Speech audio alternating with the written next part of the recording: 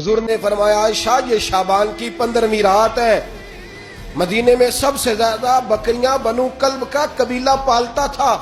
फरमाया आज की रात बनु कल्ब के कबीले की बकरियों की तादाद के मुताबिक अल्लाह मेरी उम्मत के लोगों की बख्शी फरमा देगा। ये वो रात है।